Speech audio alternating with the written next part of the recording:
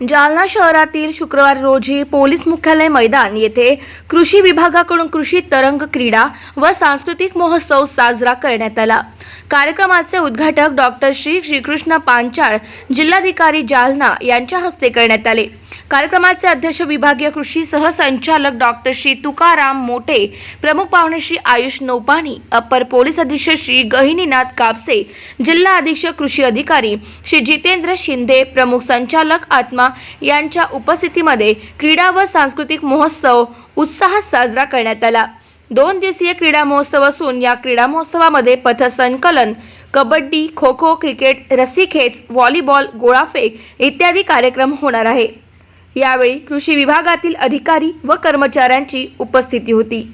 गाव माझा न्यूज करिता नजीर कुरेशी, घनसावंगी, जालना।